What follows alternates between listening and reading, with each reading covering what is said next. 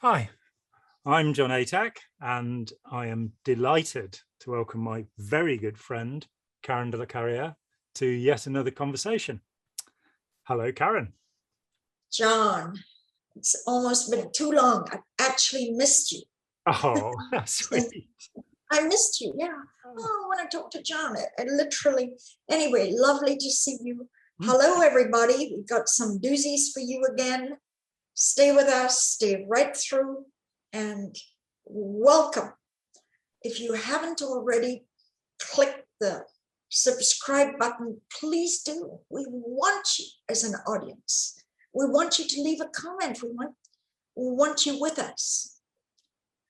And there's also a difference between being a spectator and a participant. Yeah, jump in. The show on the road. So if you can, click the PayPal button. I don't know if it's PayPal, I don't know. But there is a button. We have a PayPal button. We have lots of buttons. Lots of buttons. See if you can send John.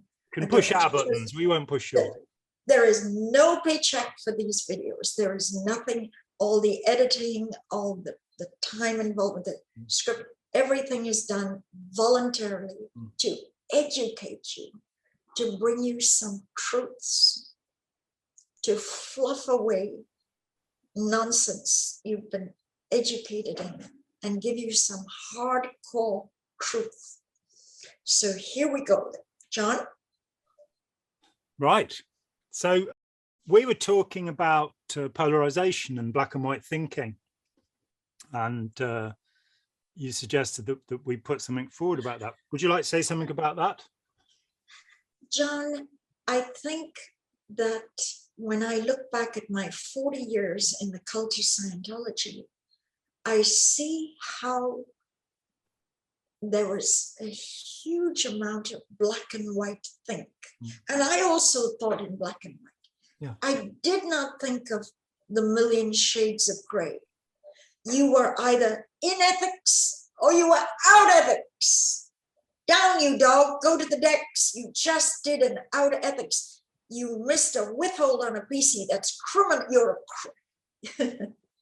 You've trained for you're now a criminal because you missed a withhold. So this black and white think is a doctored, engineered. I want to hear all your response to this, but let me just finish. Yeah. It's good and evil, black and white, no million shades of gray. David Miscavige, Scientology dictator, went on stage at a huge event and said, "You are either with us or against us." He didn't take into account the hundreds of people who might have been sitting on the fence or a little bit. He missed all those people in the audience who were a little bit in doubt, who are not 100% with the cult, and many have since departed. So this black and white thing, I believe, is a feature of a cult. Over to you. Yeah, and it where somebody demands that you even dismiss your own experience, that what you know is no longer valid. It's what the cult leader says that is now true. I mean, there's a very interesting. I'm just going to go and grab a book because you've reminded me of something. L. Ron Hubbard, of all people, actually said.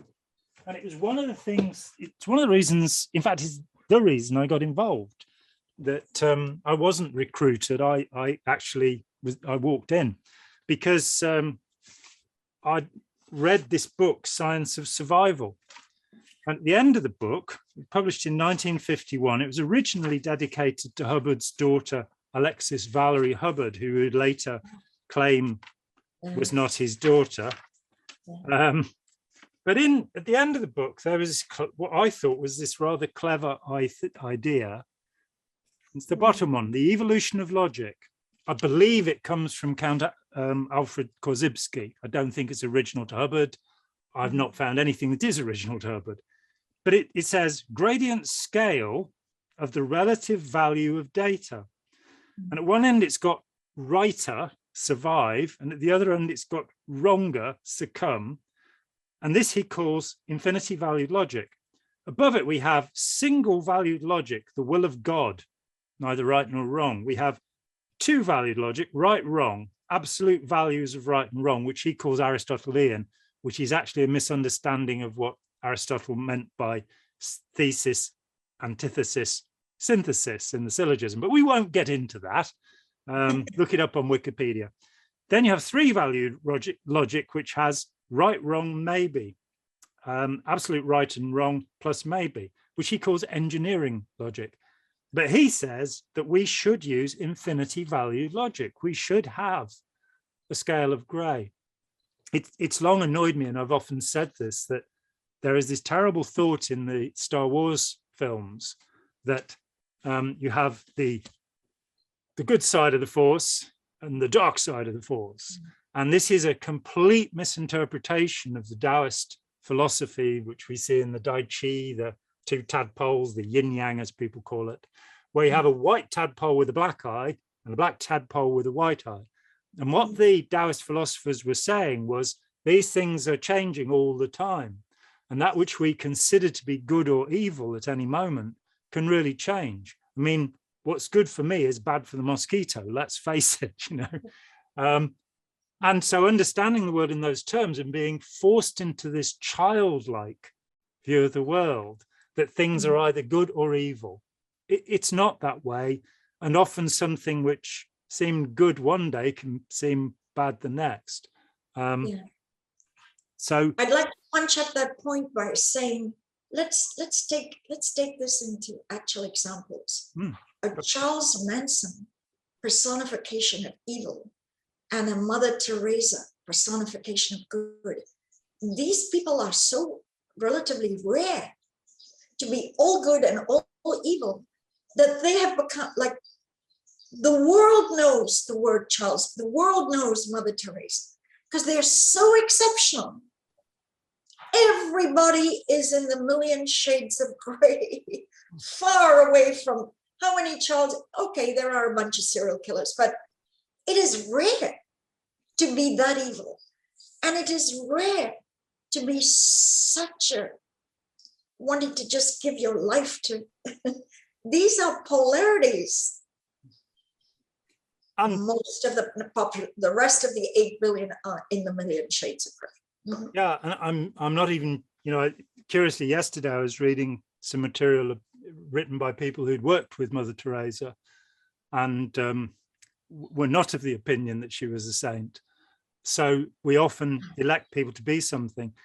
With serial killers, if you look at somebody like H.H. Holmes, who killed about 200 people, if I remember rightly, in his hotel in Chicago, where he had all sorts of things. This, you know, this scale would probably say that about 2% of people are psychopaths. Yes. And as you say, even among those, that's just psychopaths in general, the murderous, homicidal psychopaths, they make up certainly less than 0.1% of people. Yes. And at the other end, I don't like to say this, but I'm going to anyway. I've got friends who are really astonishingly decent people, and they're definitely in the 2% of empaths. That they're people who really work for good. So my friend Christian Sherko, who's spent 40 years helping victims of authoritarian extreme sects without being paid, and he lives in poverty, and he won't take money from clients because he thinks they've been abused. So he's one of the most decent people I've ever met. But the only person that I've met who really impressed me as saintly, and I'm 66 years old now, was the Archbishop of Crete. And I spent 5 hours with Archbishop Irenaeus. And I should say I'm an agnostic, so you know it wasn't through any faith. But he was just the sweetest, most gentle, kindest person. I only had 5 hours of his company. You know, maybe he was unpleasant, but it is rare. It is that rare in a lifetime to meet anybody who is that good or that evil. Yeah, exactly. But the cult, yeah, authoritarian is your own source or you're offshore, like in Scientology. You're either with Hubbard 100%, you've given up your way of thinking. You are on source or offshore. You are in ethics or out ethics. It's all black and white. And do you agree that cults propagandize and proselytize good and evil as absolute? That's what I want you to tell me. And I'll move a little bit away from the word cult, because that's a kind of loaded word. It actually means a group that is dedicated to a particular person or doctrine. That's its real meaning. And it can be a positive thing. You can have a cult that, the cult of St. Francis, the Franciscans, who sought to help and do good. So let's be precise about what we're talking about. We're talking about authoritarian groups.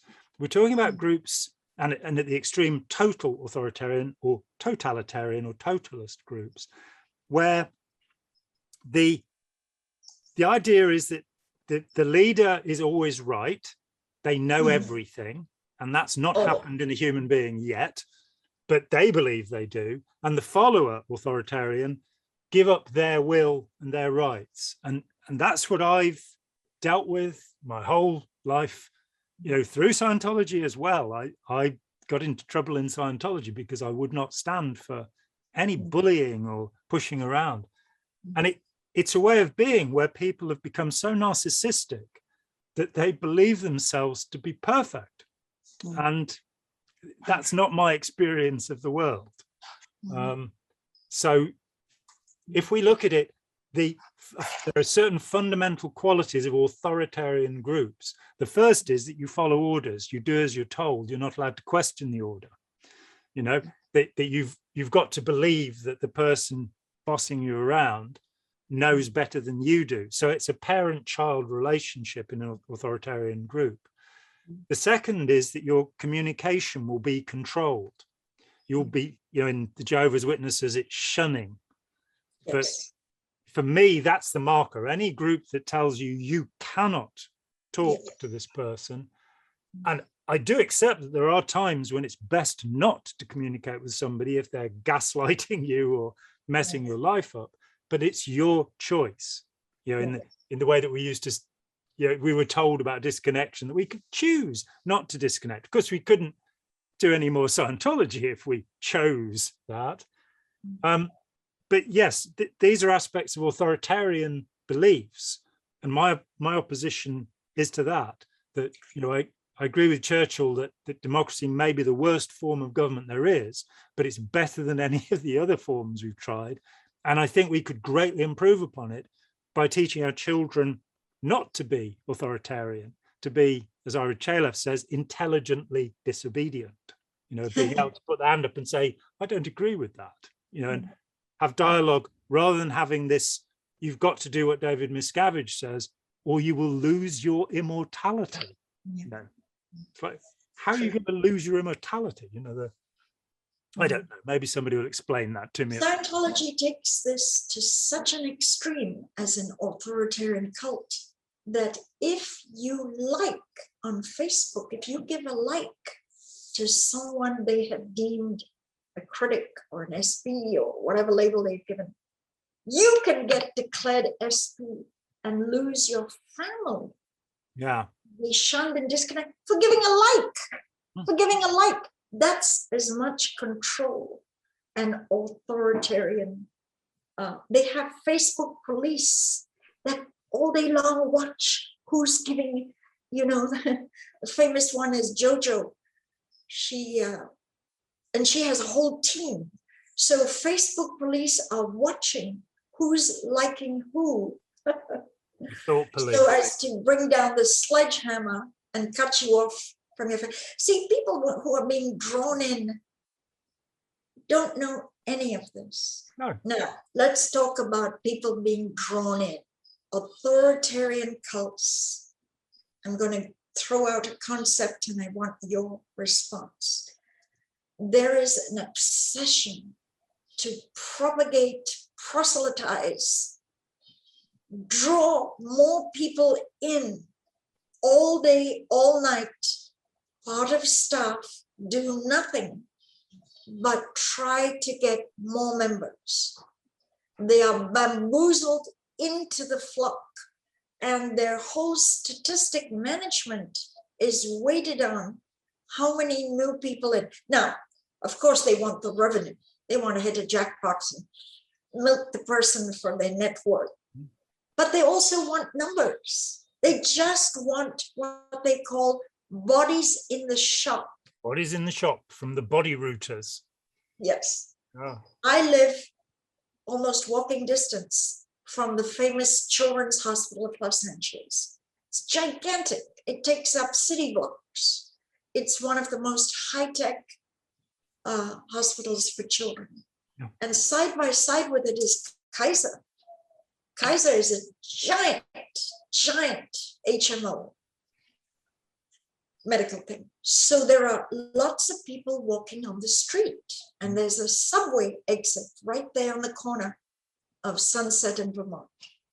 And morning, noon, and night, there are 6 poor Sea Org members standing in the sun, in California sun.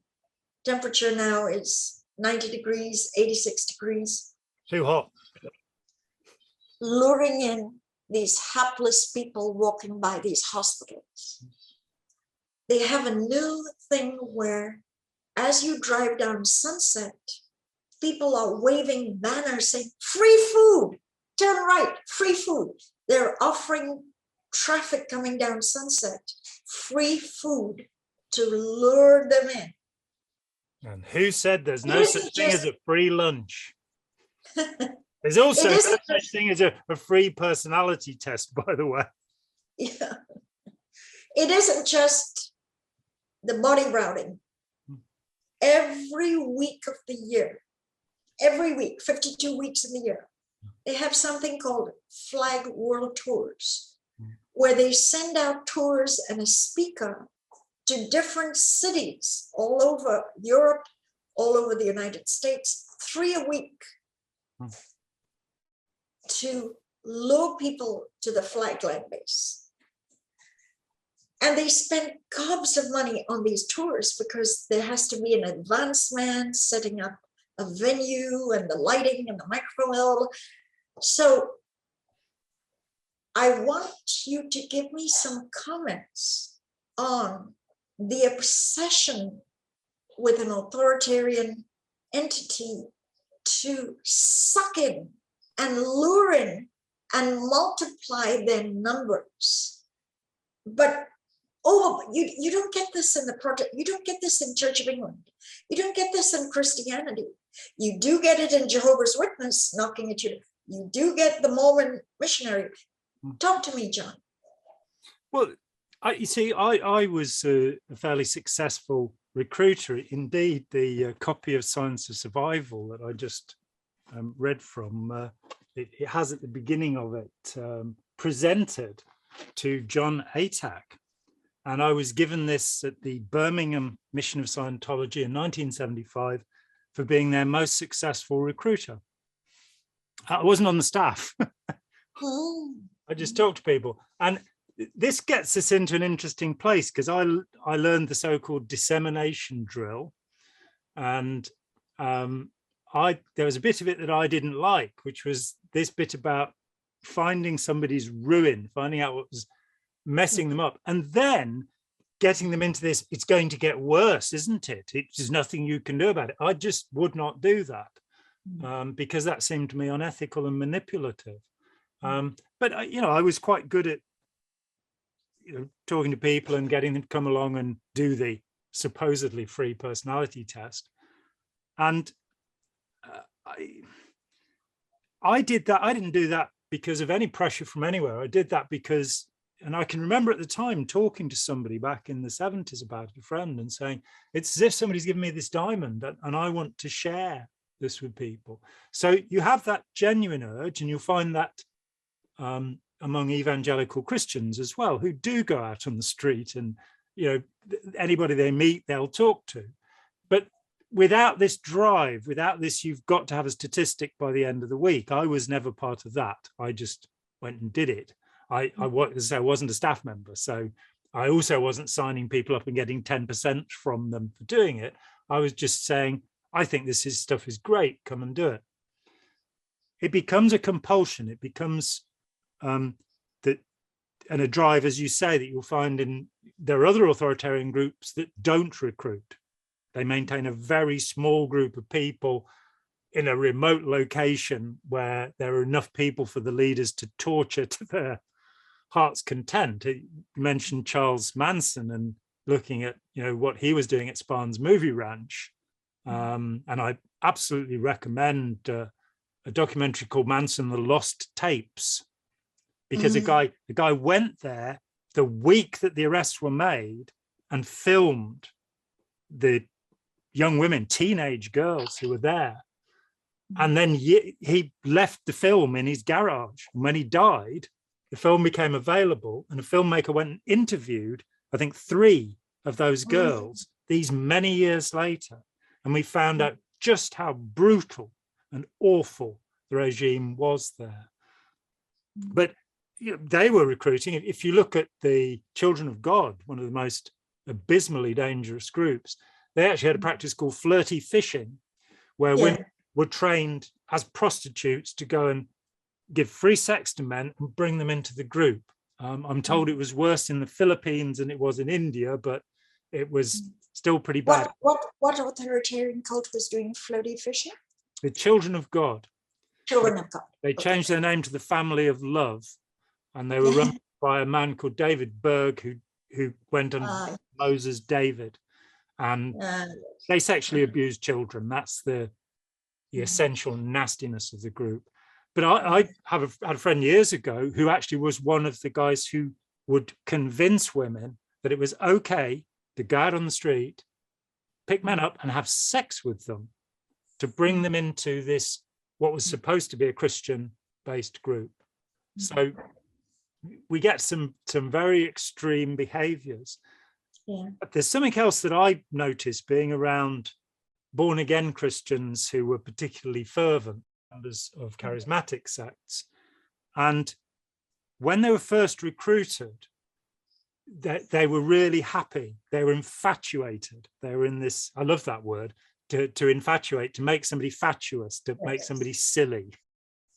And it's the feeling we all want to have. We all want to be infatuated with the world and in love with, the things we're buying on Amazon, or, the people we meet, or what have you. So there's nothing wrong with infatuation. But people would, through the first, just as in a romantic relationship, the first few months, they'd be absolutely besotted with the group they'd joined. But what I started to notice after they'd been involved for a year or two was that they were desperately trying to recruit other people to prove that they were doing the right thing, that their beliefs were the right thing. And with Scientology, you see so much of that. You're promised that within a very short period of time, you're going to have perfect intellect and be completely emotionally balanced, and you'll never have a cold again. And then you're promised that you're going to have these extraordinary superpowers. And of course, none of that is true. And so the honeymoon period at the beginning, where the infatuation is there, gives way to the desperate need to prove that your beliefs are the right thing. And people become fervent, fanatical, and determined to persuade others. I feel astonishingly lucky because I was never on staff. I was never a live-in member, or apart from running the renovations of the Manchester Deansgate building for, I think, 5-6 weeks, where I lived in the building to do that. I was never, and I was the boss, so it didn't, I was never in that situation. And coming away, and over the last, 38 years now since I left, talking with people and finding out that they'd been ordered to have an abortion, finding out they'd been, there was a case I got the documents on, and we ran a news article in the early 90s where a young woman had held hands with another young woman. They were both in the silk. They're both teenagers. And so was accused of being a lesbian, and she was put into an empty underground cesspit for 3 days and nights as a punishment for being a lesbian. And you start going, how are they getting away with these things? How are they able to do these dreadful things to people? And it comes back again to the black and white thinking. There's good and bad, it's wrong and right. The Tibetan monk. I just want to Debbie Cook was the commanding officer of the Flag Land Base. And when David Miscavige ordered her to INT and put her in the dungeon, SP Hole, she had to stand for 12 hours in a dustbin, a kind of container. She had to wear a sign saying, "I am Lesbo." And she had, this is all in a court of law. So I'm going to add in comments Debbie's little blurb that she's telling the judge how she was, and Debbie is a happily married woman of decades. She's never, there's just not even, this is just made up nonsense. But she had to wear a sign, "I am Lesbo," and stand for 12 hours. And I believe she had some water dripping on her or whatever. This is torture. And this happened only years ago. In our life, this isn't some medieval punishment. We're not talking about in medieval days, they did all that. We're talking about a few years ago. Scientology did this to a girl who was the commanding officer of the flag service org of Clearwater for like 20 years. And this is the punishment she got at, these are horror stories, absolute horror stories. Authoritarian. Now, I want you to be very clever. Oh, that might be difficult. See if you can answer in one sentence or one paragraph this question. What game do authoritarian cults play? See if you can synopsize it down. I can give you in one word, and it was what Hubbard was up to. It's control. Well, you know, I asked for the intention last session, last video we did, last video session, and you said control, and then I said, "Oh, John, amplify that, because control, you can control a car from not smashing into another. You can control a dog from controlling another person's mind." Taking no. You used some beautiful words. You went absolute. You used some adjectives which were very succinct. Do you remember exactly what you said? I never remember exactly what I said. I haven't got time for that. This was towards the end of the last session. You worded the control so it was bad control, because control isn't necessarily bad unless it's utilized. But let's just point out that what you've just said is a piece of Scientology teaching. There is good control and bad control, L. Ron Hubbard says. And so that's correct. And we're not going to go against that if you control your car so it doesn't hit things, that's great. But what the malignant narcissist, the human predator, wants to do is to control everything around them, micro-control. I remember when Homer Shomer gave testimony, and he said that on the ship that Hubbard had even looked at the day's menus. Then you're going, so it would be, are we going to give them beans and rice or rice and beans? But the micro-control is absolutely an aspect of all human predators, that they want to control your thinking, they want to control your behavior, your emotions. And they get some pleasure telling that awful story about Debbie Cook.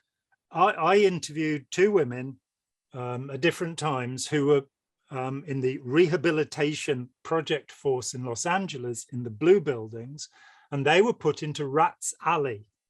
Oh, yeah. And they told me that Rats Alley is where there are pipe runs, conduits in the building. It's less than 4 feet high, and runs through. It Call is on your belly.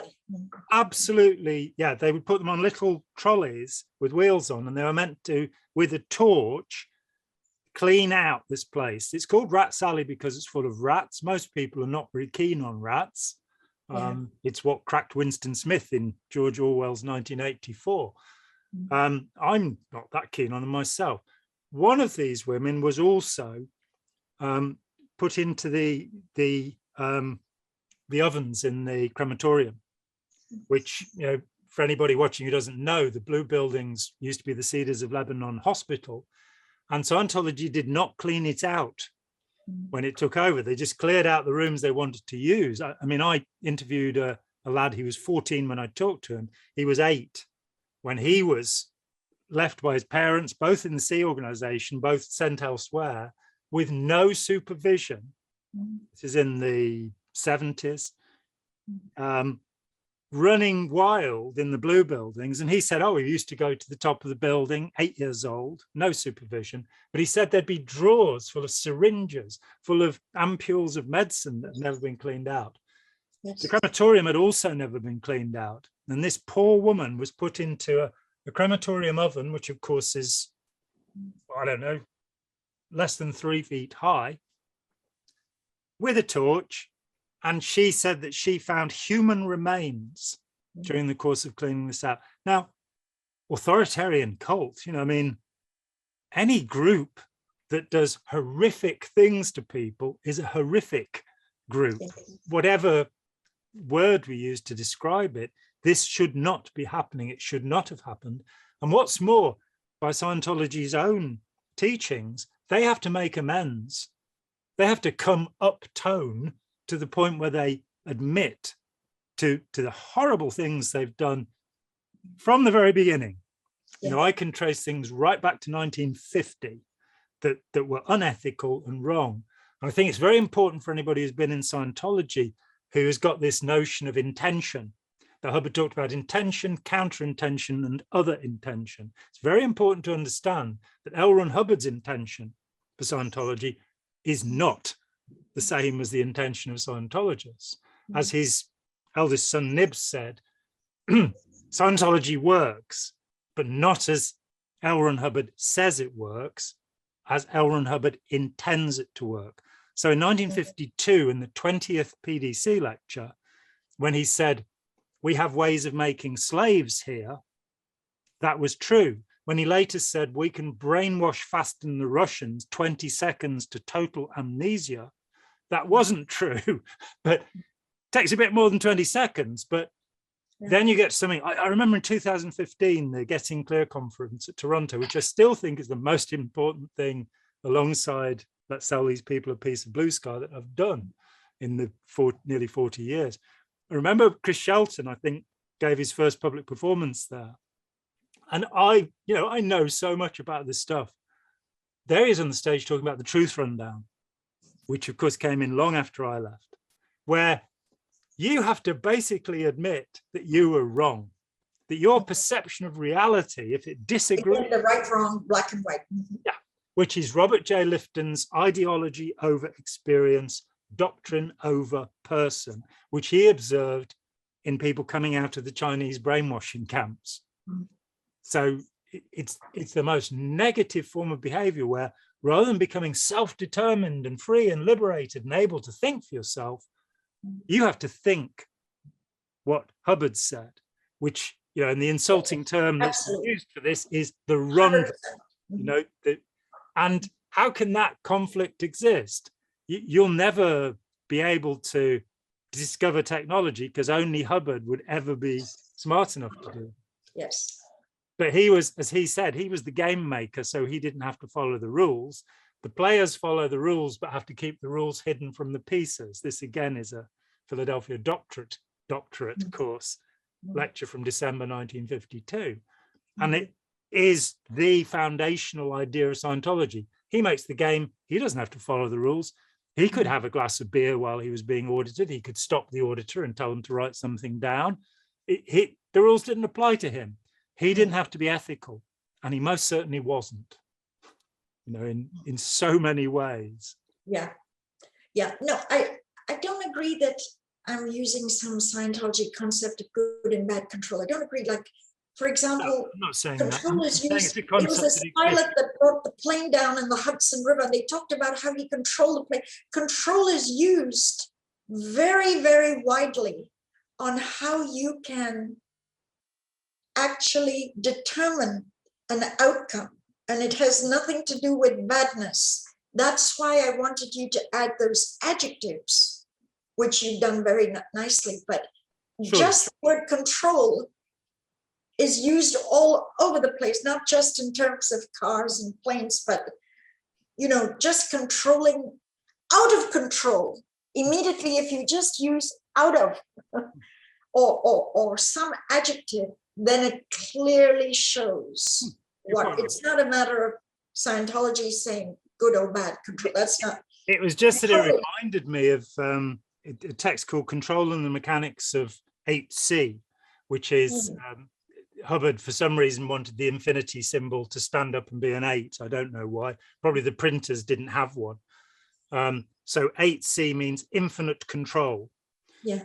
And it just reminded me of that text where he differentiates and says, you know, there's good and bad control, which then enters into the upper indoctrination training routines. There's a good use of a word, where he talks about showing the pre-clear that their reactive mind can be controlled by controlling it from the outside. And again, it's just that there is such an emphasis in that part of his ideas, I'm not going to call them teachings because that's a bit rich, on this differentiation. And it's one of the ways that he gets people to accept being controlled as if it were a good thing, whereas in fact, it is leading to enslavement. Yeah, So, very, very well spoken. That was really good. You know, Mike Rinder and Jim Dinchelsea, I don't know if Mike Rinder told you this. He was ordered to do 50 hours of book and bottle as a punishment, right? Talk about control. 50 hours of walking from look at that wall, walk over to that wall, touch that wall, walk over to that book, pick up the book. What is its color? What is its weight? 50 hours of punishment. And Hubbard was able, in a New York second, to order you to something like that. Yeah. Did Mike Rinder tell you about that? He did. To recognize that story. And of course, what happens is, what you'll experience are two things that you experience. One is derealization. That is that the world around you you'll dissociate and it will start. It's like a drug trip. You know, things won't look right. The other is depersonalization. Now, the first time I saw a definition of depersonalization, which was after I left Scientology, my jaw dropped. Because this is the feeling that you're outside of your body. And it's a psychiatric term for a mental disorder. That is the purpose of Scientology, to get you, let's put this precisely, out of your head, out of your mind. And it is a psychiatric condition, which I imagine Hubbard experienced. Otto Rose told me that on the ship, on the Apollo, he overheard Mary Sue Hubbard screaming at her husband about him being a charlatan one night. And this, I've heard from other people that this would occasionally happen, that she'd get a bit upset with him. And in the end, Ron Hubbard said, look, what do I have to do to prove that Scientology works? And Mary Sue Hubbard, the deputy commodore of Scientology, the second in command, the controller of the Guardian's office, the head of the Guardian's office, she turned to her husband and said, I've never been exterior with perception. And so poor Otto, Hubbard says, right, okay, run every exteriorization process. And I think Otto told me he found 90 of these processes. And he said after about, I think it was 3 weeks, Mary Sue Hubbard just went, no more, please, no more. In 9 years in Scientology, I only had 2 ethics chits filed against me. I'm such a goody-goody. And the first one was, I was doing the Hubbard Qualified Scientologist course back in 1975 in Birmingham. And I therefore did book and bottle opening procedure by duplication on somebody. And I had to do 5 2-hour sessions with this guy before he said, oh yeah, I feel a bit, whatever. And as I was walking back to the mission, I was walking back with a friend of mine. I said, that was just the most tedious thing I've ever done in my life. And I got reported. Knowledge report. 10 hours, 50 hours of doing that. I mean, Mike Rinder's just, he's superhuman. If he managed to do that, it would have killed me. And where does it get you? You feel like you're out of your head. Well, no, I'm not debating you. Control is absolutely, you've got the right concept. I just feel you did some brilliant adjectives. Let me give you a little anecdote. People love stories. I do. Diana Hubbard is this elegant, long redhead beauty. Who plays the piano very well indeed. Huh? She plays the piano very well indeed as well. Yes. She's got a queenly presence, and she's the only child of Hubbard still at INT Base. The only relative of Hubbard still involved, I believe. Yeah. And she pissed off her own father, L. Ron Hubbard. Not hard to do. On some issue, he had these bunch of young, semi-teenage, early teenage girls that ran all over the ship, because in those days there was no instant messaging. There wasn't even email. So if you were on the top deck of a ship and you quickly needed a message to someone in the engine room, someone had to run down the flights of stairs and give the message. And the messengers were this fleet of young, pretty girls who served Hubbard. L. Ron Hubbard ordered a messenger to take a shoe and throw it in Diana's face on the Apollo, because Diana had done something. And she did it, and Mary Sue flew out of her office and slapped the messenger that threw the shoe at Diana. Don't shoot then the messenger. Hubbard and Mary Sue went at it, screaming. Would you believe that this kind of incident would happen? We always give horror stories of what happened at INT Base, but the Apollo had these electrifying incidents. What father, a guru bringing out technology, would order one of his little assistants to take off a shoe and throw it in the face of his daughter? Now, this story is recorded in depth in Janice Gillam Grady's book 1, Commodore Messenger. Yeah, which I have a copy of. If you look up in the index, Jill Goodman was the name of the messenger that threw the shoe in the face of Diana. If you just look up Jill Goodman or Mary Sue. So Mary Sue and Hubbard went into this screaming tirade at each other because Mary Sue wasn't going to have some messenger sling a shoe in the face of her daughter, Diana. Now, why do I bring up this story? Look at the control Hubbard wanted to have. When you are apparently a shoe in Arab countries, a couple of people threw a shoe at George Bush. It's the dirt of the earth that you trample on. The soles of your feet are walking on streets. Showing to somebody in the Arab culture is an insult. When there is this film of statues of Saddam Hussein being pulled down and people going and hitting it with their shoes. Yeah, that's right. The statue, yeah, the shoe. So anyway, do you see the control element? Can you imagine the shock at having a shoe hurled in your face by your own father? I mean, actions speak louder than words. This is a guy who's supposedly bringing in a world of new, this is good, supposed to be the new, but you lift up the curtains and see what happens behind the scenes. Yeah. And I mean, one of the conflicts that struck me some time ago was the whole idea of Dianetics, the modern science of mental health, or the mental science of modern health, depending how we think about this. The objective of this book was that the problem of humanity was that we'd been traumatized and that we were carrying this trauma around unconsciously and it was affecting us. So to then move on to 1968 and the ship, where Hubbard is traumatizing people deliberately. So, you know, you're late for a session by 2 minutes, we throw you overboard.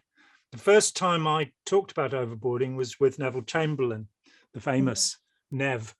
And I said, how was it? You know, this was very soon after I'd left. And he said, oh, it's fine. And about a week later, we went and we had dinner together in an Indian restaurant called the Monsoon in East Grinstead. And I just caught him at the right moment and I said, what was it like really? And he slumped and he said, it was terrifying. And then find that you're being thrown from a height that is greater than the high diving board in a swimming pool, which I've never jumped from a high diving board.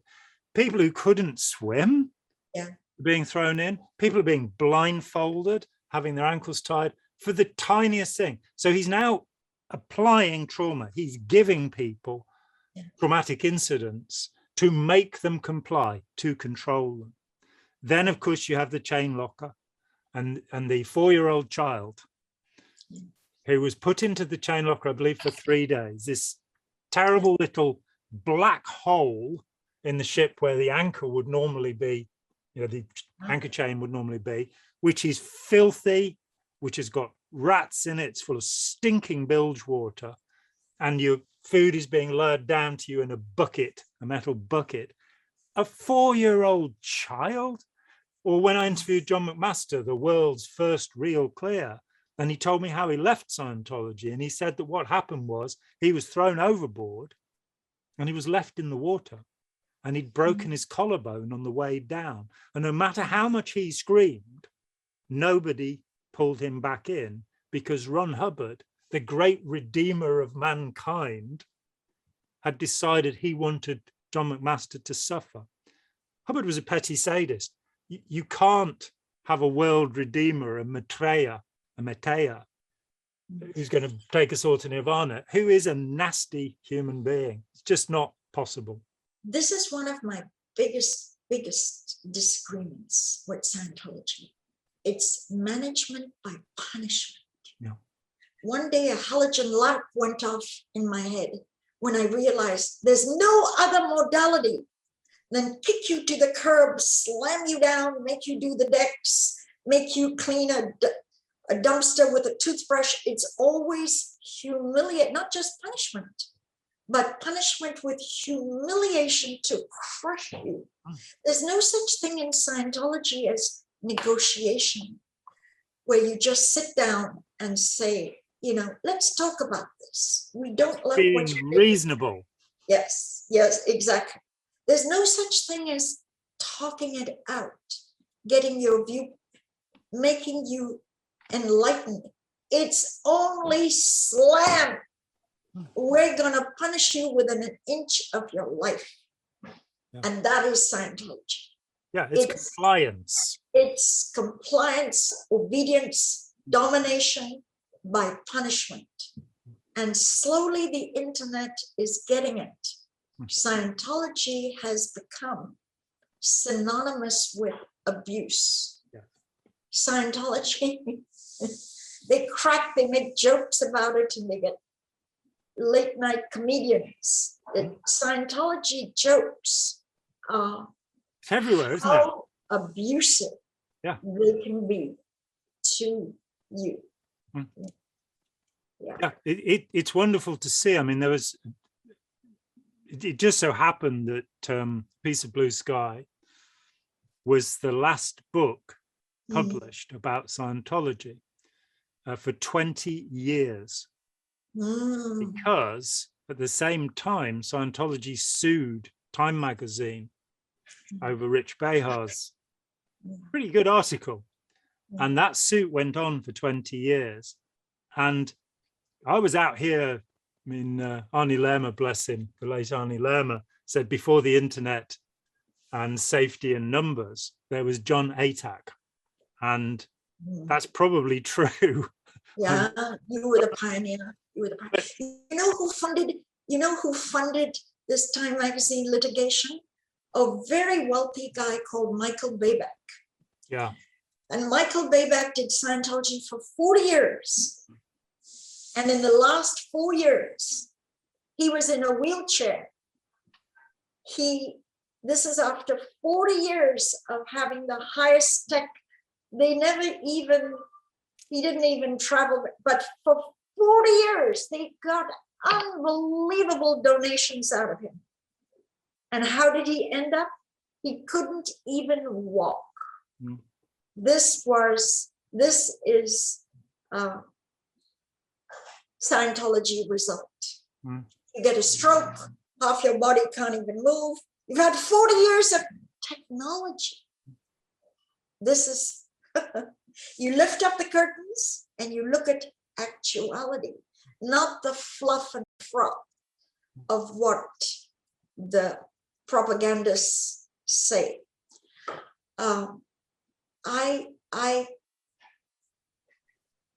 I think it's just hilarious that they continue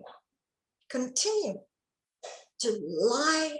If somebody said recently, if Scientology is babbling, it's lies. But you know, John, reporters, and I keep getting calls, reporters less and less believe anything Scientology says. About time too. Lost all credibility. Yeah. But I do want to acknowledge you as the pioneer. That book, when nobody else, people were scared of litigation. I was scared, and I was being sued as well. And they steamrolled me. By 1996, I lost a 5-bedroom house that's now worth £500,000, about $600,000. My marriage came apart. My health was destroyed. It took me almost 20 years to recover my health. In the end, it was just, there was nobody there who was really going to help me, because, and this was the thing that really struck me very early on. I resigned on the 18th of October, 1983, the first anniversary of the Mission Holders Conference of San Francisco, because that was a reason why I left. And I stood up and I put my name and address on stuff and said, I'm here. And nobody had done that before. And I couldn't understand why all of these super powerful OTs, were so scared. Why were they terrified of Scientology if it was such a good thing? And it took me a few years to get hold of the reality, which was, I'd been incredibly lucky. I'd never been abused or humiliated. And I don't think I've met anybody else that's true for. Scientology is a process of breaking, taming, and enslaving people psychologically. And they'll do it physically if they can't do it psychologically. And what you end up with, I had a friend who left Scientology, and he said the reason he left was one day he was thinking about it, and he said, the product of a good technology would be friendship. The product of Scientology is enmity. It's making enemies all the time. It's splitting up family, not unifying the family, not bringing together the harmony, but to divide and conquer, split up, hate mongers. They propagandize on their stand site of how critics are full of hate. They should look at themselves in the mirror. They are the poster childs of hate. John, I think we've done, I'd like to keep these. Yes, let's not go on forever. It was lovely talking to you. I want to come back soon. And We haven't yet done our book. We No. didn't get our book. So we've got the next show already designed. Yeah. And probably Okay, the so one after. invite me back soon, John. Yes, Okay. absolutely. Always. So The final thing I want to say, you just heard how John lost a 5-bedroom home. He lost everything. He lost his wife and everything. And tons of people read A Piece of Blue Sky for no, they took a bootleg copy and John got diddly squat. stolen. Got nothing. Yeah. He wasn't even paid. Though Yeah, people and it got took quite 6 years to write. yeah, and they got nothing. Yeah. So if you read a bootleg copy, or you haven't even come up to speed, if you haven't read Spike Will Post, go ahead and buy. You should have a copy for reference. Let's do 200 copies. Let's Why proselytize. 200? Let's send the book to people who are wavering. Buy a copy. Send John some money. It And- really is a state-of-the-art book. Quite riveting. I defy you to read one chapter and put it down. You won't. You have to read the next chapter. Stacey So- Young, who wrote the Dead Agent pack on Bent Corridon's L. Ron Hubbard, Messiah, and Madman, when we met, she said that she'd read Blue Sky and she couldn't find a single point in it that was wrong.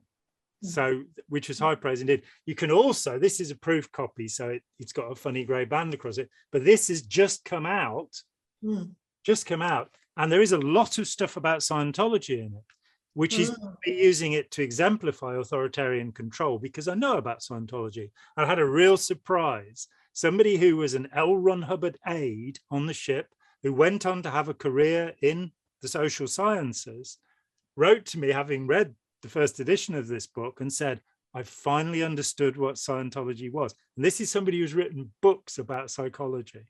And it was so, because I didn't write it with that intention at all. It was just to talk about authoritarianism and what how it works and what we might do about it. So yes, opening our minds, definitely go out there and please write reviews on Amazon and yes, give it yes. to birthday I'll present. have Spike pin that. So I'm encouraging all our audience, please contribute.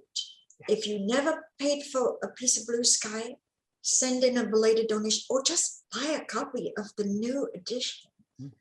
You need to have that as a reference in your library. All right, John. Yeah, always a pleasure. It was lovely hanging. We had another stimulating, good talk. Good. Yeah. It was good to be with you. And Bye-bye, and let's be back soon. Take care. Sure, bye. Hi, John here. Thanks for watching. We'd appreciate it very much if you would click like, as well as subscribe, and click the bell for notifications. Every dollar helps, and we welcome new patrons on Patreon, or you can make a one-off payment with any currency through PayPal. Thanks so much.